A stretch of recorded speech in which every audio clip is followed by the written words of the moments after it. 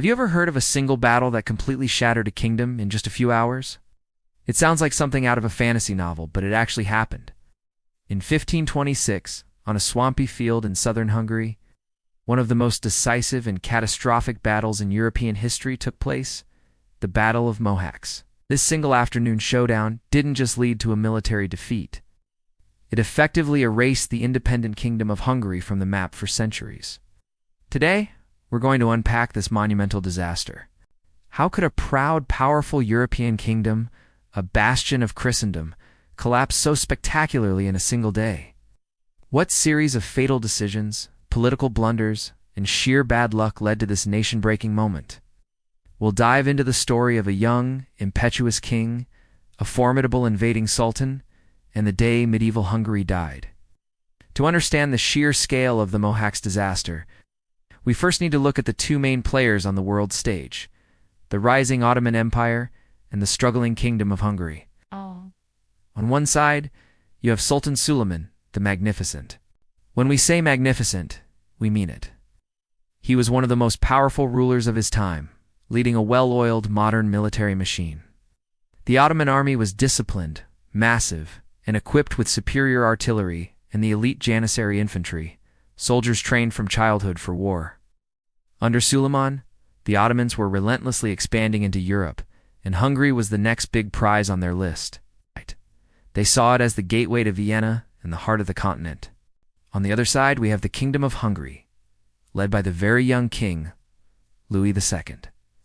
Hungary had a glorious past. It was a major power in Central Europe for centuries, a key defender of Christendom against invaders. But by the 1520s, that glory was fading fast. The kingdom was internally fractured and financially broke. The powerful nobles were constantly squabbling, more interested in their own power and wealth than in funding a national army. They weakened the king's authority, refused to pay taxes, and left the kingdom's southern border forts, the main line of defense, to crumble from neglect. While Suleiman was leading a unified professional force, King Louis was trying to herd cats. He was just 20 years old at the time of the battle, well-intentioned but inexperienced, and lacking the authority to unite his factious nobility. So the stage is set, a powerful, expanding empire versus a divided, financially crippled kingdom. In the summer of 1526, Suleiman marched his massive army, estimated at around 100,000 men and 300 cannons, towards Hungary. He had already captured the key fortress of Belgrade a few years earlier, punching a huge hole in Hungary's southern defenses. Well, he was coming for the heartland. Panic set in at the Hungarian court. King Louis sent out desperate calls for help to his fellow Christian rulers, like the Holy Roman Emperor and the Pope, but help was slow to come, or never came at all. Internally, the mobilization was a mess, as the powerful nobles were slow to gather their private armies. One of the most significant forces, led by John Zapolya, the governor of Transylvania, was suspiciously slow to march to the king's aid and never actually made it to the battle. This failure to unite was the first fatal mistake. Instead of waiting for all their forces to assemble into a single, overwhelming army, the Hungarians decided to face the Ottomans with what they had. So why the rush? Pride and terrible advice. The Hungarian command, led by the Archbishop P.L. Tomori, was a mix of clergymen and nobles, not exactly seasoned military strategists. They were overconfident in the power of their heavy cavalry, which had been the backbone of European armies for centuries. They believed a decisive, aggressive charge could shatter the Ottoman lines and win the day quickly. They chose the battlefield, a large, open, but marshy plain near the town of Mohacs. It seemed like a good spot for a cavalry charge, but it would soon turn into a death trap. This decision to fight immediately with an incomplete army, on a field that favored their enemy's tactics, was the second critical error. They were outnumbered at least 2-1. On August 29, 1526, the battle began. The Hungarian plan was simple and dangerously bold.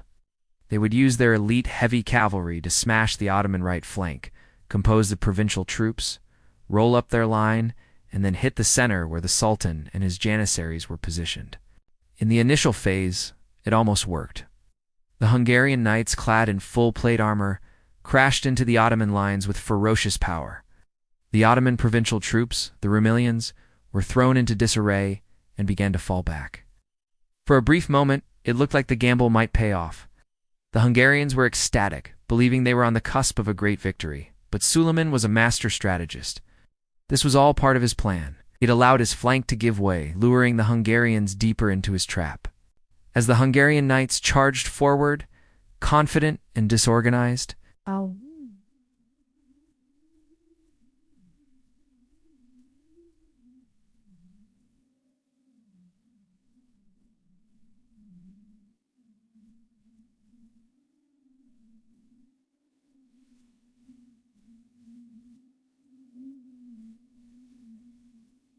and there, waiting for them, were the Janissaries and the Ottoman artillery, perfectly positioned. And suddenly, hundreds of Ottoman cannons, which had been hidden behind the front lines, opened fire at point-blank range. The effect was devastating. Cannonballs ripped through the dense formations of knights, turning men and horses into a bloody mess. The disciplined Janissaries then unleashed disciplined volleys of musket fire. The Hungarian heavy cavalry, the pride of the kingdom, was stopped dead in its tracks. Their charge lost all momentum, and they were bogged down in a killing field, surrounded and outgunned. The terrain didn't help. The marshy ground made it difficult for the heavy horses to maneuver, turning their advance into a slow, grinding slaughter. The battle turned into a rout in less than 2 hours. What began as a hopeful charge became a desperate flight for survival. The Hungarian army completely disintegrated. Nobles, bishops, and knights were cut down where they stood. The center and left wing of the Hungarian army barely had a chance to engage before the battle was already lost. The entire command structure of the kingdom was wiped out in a single afternoon. Archbishops, commanders, and a huge portion of the Hungarian nobility lay dead on the field. And what about the young king, Louis II? In the chaos of the retreat, he was thrown from his horse while trying to cross a stream. Weighed down by his heavy armor, he drowned in the mud.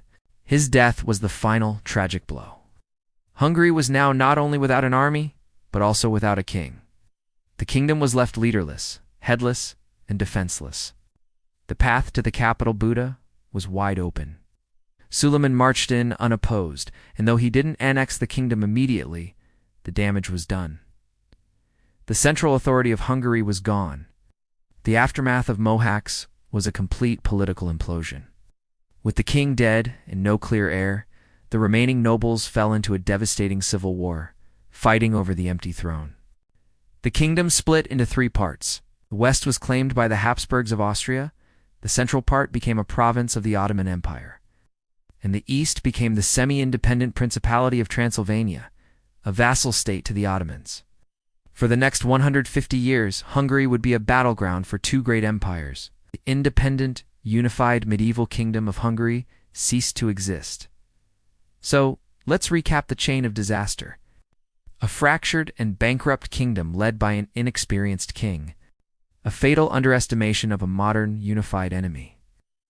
The disastrous decision to fight before all their troops had arrived. A simplistic battle plan based on outdated tactics. Finally, a battlefield that turned their greatest strength, heavy cavalry, into a liability.